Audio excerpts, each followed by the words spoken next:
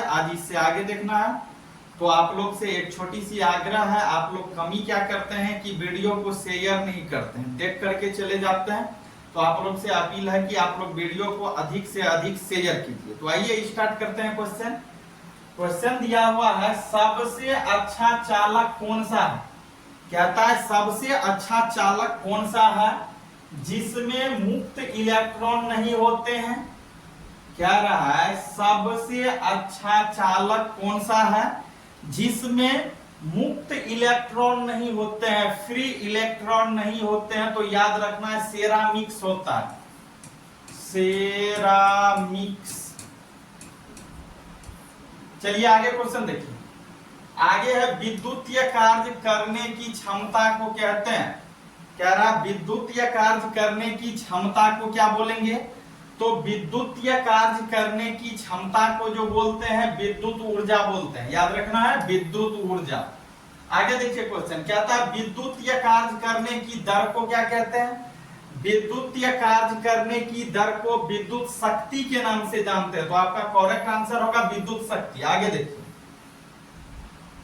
आगे क्वेश्चन दिया 1 HP बराबर क्या होता है, मतलब 1 हॉर्स पावर बराबर क्या होता है। तो याद रखना है कितना होता है 746 वाट होता है। यह पूछ देगा 1 kWh में 1 किलोवाट। kWh का मतलब क्या, 1 किलोवाट घंटा बराबर कितना होता है 3.6 गुना 10 टू दी पावर 6 जूल के बराबर होता है। आगे देखिए कहता है 1 मीटर एक धारा मापी यंत्र है। कहता है 1 मीटर एक धारा मापी यंत्र है, इसे परिपथ में किस क्रम में जोड़ा जाता है। तो इसे जो जोड़ा जाएगा श्रेणी क्रम में। याद रखना तो इसका करेक्ट आंसर हो जाएगा श्रेणी क्रम, श्रेणी क्रम में। चलिए आगे देखिए, आगे दिया है एक आदर्श ए मीटर का प्रतिरोध होना चाहिए। मतलब एक आदर्श, आदर्श मीन्स क्या अच्छा। तो कह रहा है एक आदर्श ए मीटर का प्रतिरोध होना चाहिए। तो एक ए मीटर या एक आदर्श ए मीटर का क्या चीज प्रतिरोध जो होना चाहिए, यह प्रतिरोध जो होता है शून्य होता है। याद रखना है क्या होगा इसका करेक्ट आंसर शून्य होगा। आगे देखिए क्वेश्चन,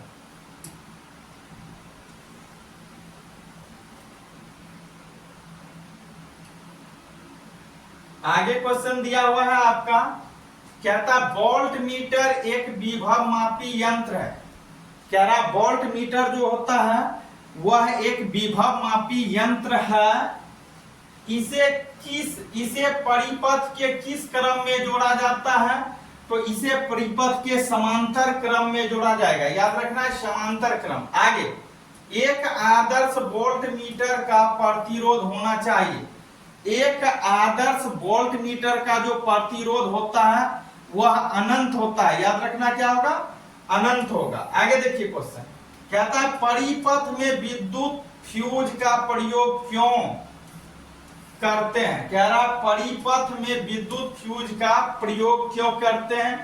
परिपथ में विद्युत फ्यूज का प्रयोग इसलिए करते हैं क्योंकि उपकरणों की सुरक्षा के लिए किया जाता है। उपकरणों की सुरक्षा के लिए याद रखना। आगे देखिए कहता है विद्युत फ्यूज किससे बना होता है। विद्युत फ्यूज जो बना होता है वह टीन और शीशा से बना होता है। याद रखना है टीन कितना परसेंट रहता है 63% रहता है, और शीशा की बात हो तो शीशा 37% रहता है। चलिए आगे क्वेश्चन दिया हुआ है आपका। आगे क्वेश्चन है विद्युत फ्यूज को परिपथ के किस क्रम में जोड़ा जाता है। अब पूछ रहा है विद्युत फ्यूज को परिपथ के किस क्रम में जोड़ेंगे या परिपथ के किस क्रम में जोड़ा जाता है। तो आपको याद रखना है श्रेणी क्रम में जोड़ा जाता है। क्यों जोड़ा जाता है, क्योंकि इसका गलनांक काफी कम होता है, निम्न होता है। आगे देखिए कह रहा है विद्युत परिपथ में विद्युत धारा की उपस्थिति का पता किससे लगाया जाता है। कह रहा जो विद्युत धारा है, विद्युत धारा के या विद्युत परिपथ में कह रहा विद्युत परिपथ में विद्युत धारा की उपस्थिति का पता किसके द्वारा लगाया जाता है, या किससे लगाया जाता है, तो गैल्वेनोमीटर के द्वारा लगाया जाता है। याद रखना है, गैल्वेनोमीटर, काफी गर्मी है, आप लोग वीडियो को निश्चित तौर पे शेयर कीजिए। आगे देखिए, कहता है गैल्वेनोमीटर से कितनी धारा को मापा जाता है या मापा जा सकता है। कह रहा गैल्वेनोमीटर से कितनी धारा को मापा जा सकता है, तो 10⁻⁻⁻6 एम्पियर धारा को। चलिए आगे देखिए, आगे क्वेश्चन है विद्युत चुंबकीय प्रेरण सिद्धांत किसने दिया। तो विद्युत चुंबकीय प्रेरण का जो सिद्धांत दिए थे माइकल फेराडे साहब दिए थे। याद रखना है, माइकल फेराडे। करेक्ट आंसर होगा माइकल फेराडे। आगे क्वेश्चन दिया हुआ है घरों में प्रयुक्त धारा कौन सी होती है। घर में जो प्रयुक्त धारा होती है एसी, क्या होती है, एसी, अल्टरनेटिव करंट, जिसको हम प्रत्यावर्ती धारा बोलते हैं। एक होता है डीसी, डीसी क्या होता है, डायरेक्ट करंट। चलिए आगे देखिए, आगे क्वेश्चन है प्रत्यावर्ती धारा की वोल्टेजता बढ़ाने एवं घटाने के लिए किसका प्रयोग किया जाता है, ये करते हैं। कहने का अर्थ यह हुआ कि प्रत्यावर्ती धारा की वोल्टेज बढ़ाने के लिए और घटाने के लिए हम किसका प्रयोग करते हैं, किसका प्रयोग किया जाता है, तो याद रखना है ट्रांसफार्मर का। ट्रांसफार्मर लगा के चलिए आगे देखिए,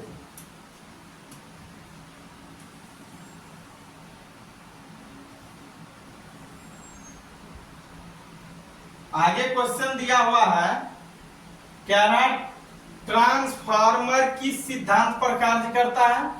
कह रहा ट्रांसफार्मर जो होता है, ट्रांसफार्मर किस सिद्धांत पर कार्य करता है, तो याद रखना है विद्युत चुंबकीय प्रेरण के सिद्धांत पे काम करता है। विद्युत चुंबकीय प्रेरण। आगे देखिए, कहता है प्रत्यावर्ती धारा एसी को दिष्ट धारा डीसी में परिवर्तित करने वाले यंत्र है।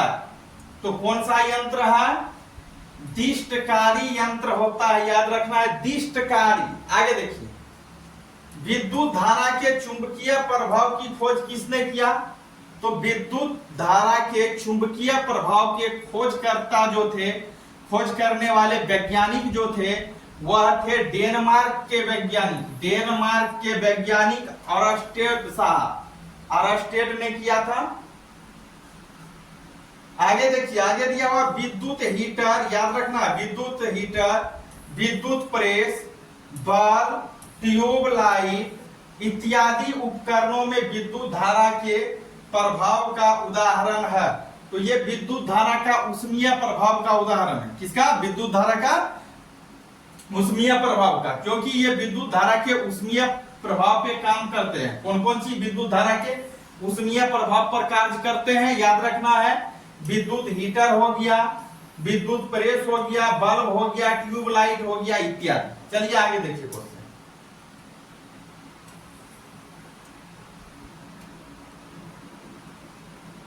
आगे क्वेश्चन दिया हुआ विद्युत हीटर विद्युत ऊर्जा को किस ऊर्जा में रूपांतरित करती है। कह रहा विद्युत हीटर जो है वह विद्युत हीटर विद्युत ऊर्जा को किस ऊर्जा में बदल देता है या परिणत कर देता है, तो उष्मा ऊर्जा में। याद रखना है उष्मा ऊर्जा। चलिए आगे देखिए, आगे है विद्युत हीटर में विद्युत रोधी पदार्थ कौन सी होती है। कह रहा विद्युत हीटर में विद्युत रोधी पदार्थ कौन सी होती है, तो याद रखना है प्लास्टर ऑफ पेरिस होता है। क्या होता है, प्लास्टर ऑफ पेरिस। आगे देखिए, कहता है विद्युत हीटर में तार की कुंडली किसकी होती है। मतलब विद्युत हीटर जो होता है, इस विद्युत हीटर में तार की जो कुंडली बनी होती है वह किसकी बनी होती है, तो याद रखना है नाइक्रोम की, नाइक्रोम। आगे दिया हुआ विद्युत प्रेस में नाइक्रोम की तार किसकी प्लेट पर लिपटा रहता है। क्या रहा, विद्युत प्रेस में नाइक्रोम की तार किसकी प्लेट पर लिपटा रहता है, तो अभ्रक की प्लेट पर लिपटा रहता है। याद रखना अभ्रक, और भौरा संयुक्त अभ्रक की प्लेट पर। चलिए आगे देखिए, बहुत ज्यादा गर्मी है, वीडियो को शेयर कीजिए। आगे दिया हुआ है विद्युत बल्ब का तंतु किस धातु का होता है। विद्युत बल्ब का जो तंतु बना होता है, आप इनको फिलामेंट भी बोल सकते हैं। तो विद्युत बल्ब का तंतु जो बना होता है या विद्युत बल्ब का फिलामेंट जो बना होता है वह टंगस्टन का बना होता है। टंगस्टन याद रखना। आगे देखिए क्वेश्चन क्या है, टंगस्टन का गलनांक कितना होता है। तो टंगस्टन का जो गलनांक होता है किसका, टंगस्टन का गलनांक जो होता है वह होता है 3500 सेंटीग्रेड। आगे देखिए,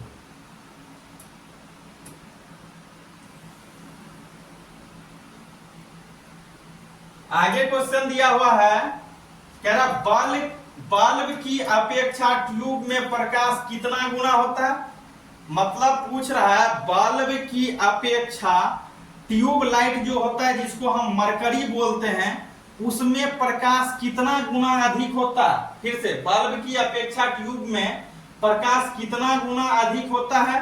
तो 6 से 8 गुना अधिक होता है। याद रखना है 6 से 8 गुना अधिक होता है। चलिए, कह रहा निकेल तथा क्रोमियम के मिलने से कौन सा धातु बनता है।